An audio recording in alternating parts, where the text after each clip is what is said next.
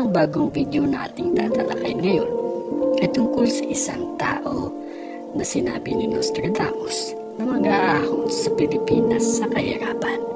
Madami ang mga nagsasabi na si Sara Duterte ang tinutukoy ni Nostradamus dito dahil sa isang linya na Born at the City of Eagle na masasabi natin ang Davao ay sikat dahil sa dito kadalasan matatagpuan ang mga Philippine Eagle. At based sa survey na mga naglalabas ngayon, ay matunog ang pangalan ni Sara Duterte. Siya ang parating lamang at nangunguna. Kayo po, ano po sa tingin niyo ang ibig sabihin nito? Meron pa po ba kayong iniisip na mamumuno sa bansa natin na magbibigay ng lakas at mag-aahon sa ating lahat sa kahirapan? So ito mga idol, pakinggan po natin itong hula ni Nostradamus na may isang tao siyang tinutukoy na mag-aahon sa hirap sa Pilipinas o sa bansa natin. At ang tinutukoy dito mga idol, at marami nagsasabi na ang tinutukoy na taong ito ay si VP Sara Duterte. Pakinggan po natin mga idol. Ang bagong video nating tatalakay ngayon ay tungkol sa isang tao na sinabi ni Nostradamus na mag-aahon sa Pilipinas sa kahirapan. Madami ang mga nagsasabi na si Sara Duterte ang tinutukoy ni Nostradamus dito dahil sa isang linya na Born at the City of Eagle na masasabi natin ang Davao ay sikat dahil sa dito kadalasan matatagpuan ang mga Philippine Eagle. At based sa survey na mga naglalabas ngayon, ay matunog ang pangalan ni Sara Duterte. Kung sino man ito, panoorin po ninyo hanggang sa huli. Halos lahat sa ating ay matunog pag sinabi ng pangalan ni Nostradamus. Sa mga di pa nakakaalam, ang totoong pangalan niya ay Mitchell de Nostradam at ibinanganak siya noong December 15. Kadalasan man sa kanyang mga hulang na isulat ay mga masasamang pangitain, ay nagsisilbi lamang itong gabay upang maiwasan natin ito na mangyari. Ngunit, meron din namang mga magagandang hula si Nostradamus sa mundo at isa na din dito ay tungkol sa Pilipinas. Sabi ng hula ay magiging mayaman ang bansa natin dahil sa isang leader na ito. Narito ang kanyang sinabi. Basahin po natin. Isa-isahin natin ang bawat linya ng kanyang sinabi. Ang piece of justice ay ang bughaw na kulay ng watawat ng Pilipinas. The love of blood naman ay ang pulang kulay ng ating watawat. The Son of Divinity holding 8 fire ay nagsisimbolo sa 8 sinag ng araw ng ating watawat.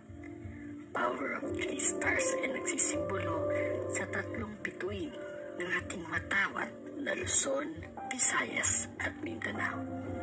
At madami ang nagsasabi na ang taong ito na mamumuno sa ating bansa ay magbibigay ng matiwasay na pamumuhay at punong-puno ng pag-asa. Madami ang mga nagsasabi na si Sara Duterte ang tinutukoy ni Nostradamus dito dahil sa isang linya na Born at the City of Eagle na masasabi natin ang Davao ay sikat dahil sa dito kadalasan matatagpuan ang mga Philippine Eagle. At based sa survey na mga naglalabas ngayon, ay matunog ang pangalan ni Sara Duterte. Siya ang parating lamang at nangunguna. Kayo po, ano po sa tingin niyo ang ibig sabihin nito? Meron pa po ba kayong iniisip na mamumuno sa bansa natin na magbibigay ng lakas at mag-aahon sa ating lahat sa kahirapan? So yun mga idol, hindi lang po isang hula ang napapanood natin o napapakinggan natin na si VP Sara po ang mamumuno sa bansa o darating ang panahon na siyang mamumuno ng bansa.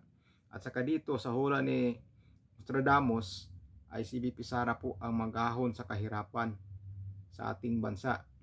Dahil makita naman po natin ang mahal na Vice Presidente ay napakasipag po magtrabaho at mahal po niya ang taong bayan. Kaya siguro siya talaga ang magahon sa hirap dahil kapag siya ang nakaupo bilang Pangulo, sigurado po ako yung korupsyon sa Pilipinas ay mawawala po yan o talagang malaki ang mababawasan dyan. Malaki ang mabawas dyan. Mayroon naman siguro dyan matitira pero katiting na lang siguro. Kaya pag walang korupsyon, aasinso po ang ating bansa. Dahil hindi na po mabubulsa sa ilang tao lamang ang pera ng kaban ng bayan. Kaya sana mga idol, si VP Sara po ang mamumuno sa ating bansa balang araw dahil siya lang po ang pag-asa natin at sila lang po ang matitinong magiging leader sa ating bansa gaya ng tatay na si Pangulong Rodrigo Duterte. Panalangin po natin mga idol na darating po talaga ang panahon yan at sa kausap-usapan ngayon dahil magulo ang Pilipinas sa 2025 eleksyon, baka bago mag-eleksyon mapapalitan ang ating Pangulo saka si VP Sara na ang papalit bago mag-eleksyon o kaya pagkatapos ng eleksyon. Kasi kapag tuloy-tuloy na yung pangiipit na sa mga Duterte, tuloy-tuloy na rin ang galit ng taong bayan. Sana mga idol matutupad ang lahat ng mga hula para kay VP Sara dahil hindi lang po isang hula na nagsasabi na si VP Sara ay magiging Pangulo. Marami na pong nanghuhula na iba-ibang manghula mga idol, lalo-lalo ito pinakasikat na manghula na si Nostradamus ay marami po nagiging totoo ang mga sinasabi niya. Marami pong bumibilib sa taong ito.